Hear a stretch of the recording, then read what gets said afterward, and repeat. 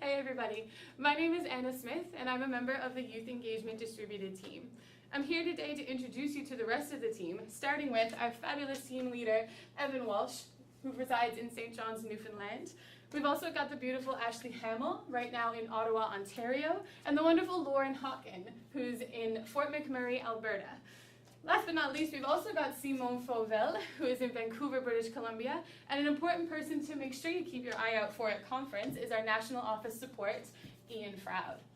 So why are we all so excited about youth engagement? We want to unlock the potential of Canadian youth.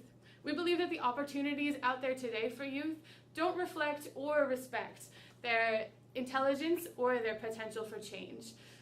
The youth that we engage with and work with today will push the next IATI. They'll write the next perspective. They'll be the next conference chair, the next Watson team lead. They'll be the next teachers, donors, politicians, the next everybody. And if we're going to make significant and systemic change in a democracy, we're going to need as many good everybody's as possible. But more importantly, youth are the leaders for today. Youth are a huge, relatively untapped resource that are just sitting in a context of learning all day long, and we believe that this is an opportunity that shouldn't be missed. So what have we done about it so far? Youth engagement is actually one of EWB's oldest programs, starting in 2003 at the University of Calgary. Since then, we've engaged over 100,000 students with our school outreach program and with national initiatives like the Get Outside Your World contest. We've seen innovations come from chapters. We've seen youth leadership conferences, debate tournaments, high school reunion tours, and sister school initiatives. We've been all over the place, but we've been all over the place.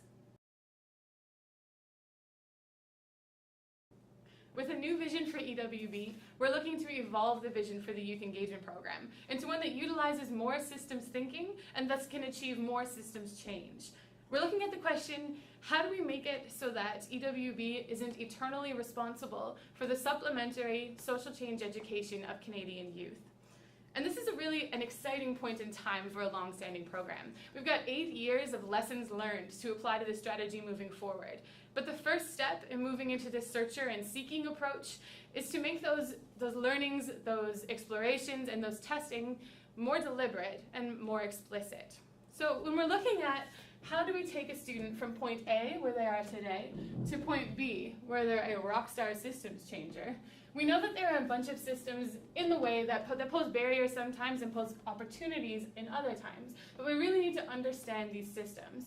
We need to start exploring the political system, the education system, even how NGOs treat and use youth to make change, to understand how they work, what our place is within them and where the opportunities are, and how we can best leverage those opportunities to make the change that we want to make. But I keep saying we.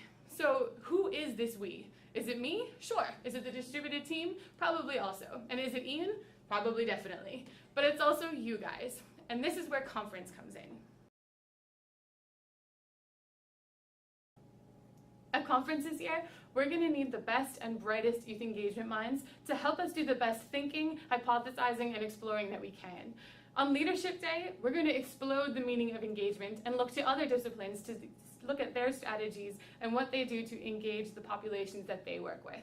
We're also going to be looking at some challenging opportunities of the Youth Engagement Program, including our incredible capacity to attract more newbies than any other program in EWB, and then look at how we deal with the unique turnover problems that this trend can cause.